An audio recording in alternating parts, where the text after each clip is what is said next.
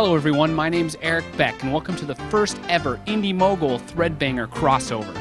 Only a truly interesting topic like steampunk could bridge the great physical divide between these two shows.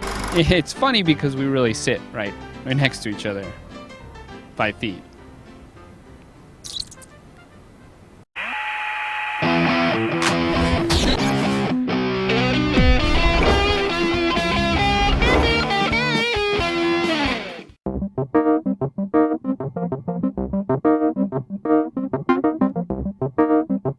Rob and Corinne, aka the Threadbangers, are dear friends of mine, and we've been wanting to work together for a long time. So we decided to team up and bring you the complete steampunk package. On Friday's episode of Threadbanger, they're going to show you how to create the essential steampunk wardrobe for boys and girls.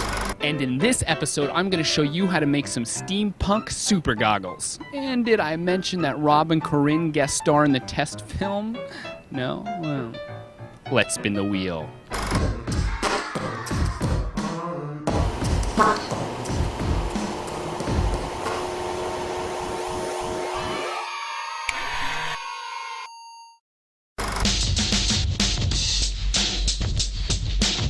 An old wallet, leftover metal pieces from the lightsaber build, 2 plastic water bottle caps, old clock parts provided by the Threadbangers, an electric motor, little tires and rheostat from the RC camera pod build, cross members, plastic pipes, mending plates, and other miscellaneous junk we had laying around, an orange LED and small toggle switch, and a pair of broken sunglasses. Why haven't you upgraded to Vista yet? Just the bad things I've heard about it. Today, I'm going to show you Windows Mojave. Well, that looked pretty simple. I'm actually blown away. I'm thinking I'd like to have this. Actually, this is Vista. Really? One of the best things about the steampunk aesthetic is that it lends itself to junk builds. What you're about to see is just an example of what one person can do with a bunch of junk laying around. I encourage you to mix it up and add your own flair. Simple time lapse! Woo! Time to cut things. I just got done cutting these plastic pipes to different lengths. These are going to be the main and I'm about to bend these brass L brackets to be the supports of the goggles. I actually ended up using a larger mending plate and some square copper tubing to secure the plastic tubes together. So we've got all the working goodies set up with the motor, spins all this good stuff. The cluster of clockwork parts on top of the goggles came apart as one working piece. All I had to do was mount them in a cool spot and introduce a motor. I custom made the motor mounts with L brackets and placed it so it would spin the right gear that spun all the rest of the clockwork. Now it's time to wire the motor to the rheostat. This right here, which is the switch for the motor, and actually it's all wired up. So this will all get hidden here, and you go like this, you twist it. It's variable. Next, I started gluing various clockwork parts and other junk for decorations. And now we can install the LED and wire a separate switch for that. I hid the LED behind a clear bottle cap and glued it in the center. For most of this build, I am just gluing the parts I have to the places that make sense to me. Your goggles will probably look different, and maybe better. The next step is a base coat of silver paint and then a second coat of copper paint. The goggles are looking pretty badass. They're almost done. I just added the original grip from the lightsaber episode. This really didn't fit on the lightsaber I built, but I took the time to cut it out, so I just actually used some thread and sewed it on there, cinched it down, and it has a cool homemade look. Got the base paint job on there, and I'm gonna go in and basically distress all these pieces that are already metal and they already look cool, so I'm just gonna reveal that, but then we leave the copper on the plastic.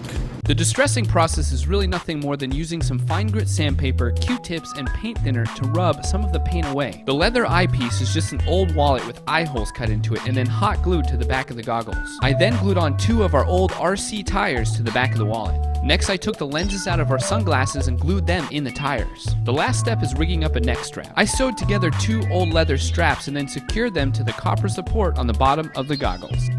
And now I'm very proud to present the test film starring Rob and Corinne. And Steve. And me.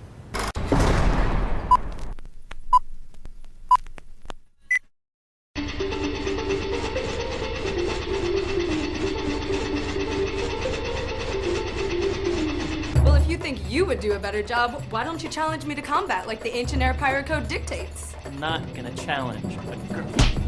A captain? That's not a good sound. Why are we stopped? Oh, we ran out of the old gasoline. Gasoline, this ship runs on steam.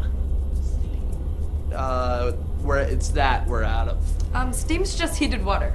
Oh, then it's that we're out of. Water. We are so... Captain, we've dropped all unnecessary weight, added the remaining water to the boiler. It's just not enough to get the engine started. Only we had a few more liters. Hi, Captain.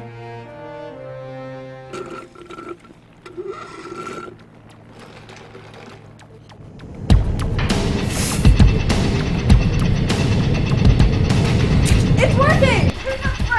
Aye, aye, Captain. This is gonna be close. Hey, where'd you get that big gulp, by the way?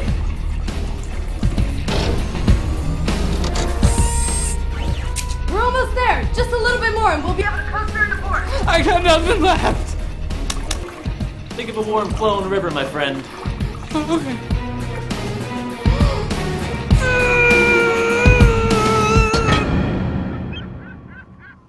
Wow, can't believe we made it. I know, right? How's crewman Beck? Oh, he's dead.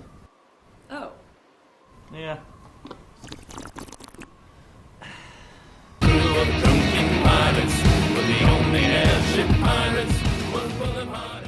Welcome to the end of the show. Make sure and let us know what you thought about the crossover episode and how Rob and Corinne did in the test film by leaving a comment down below.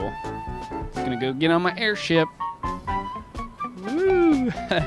Just kidding, they don't exist.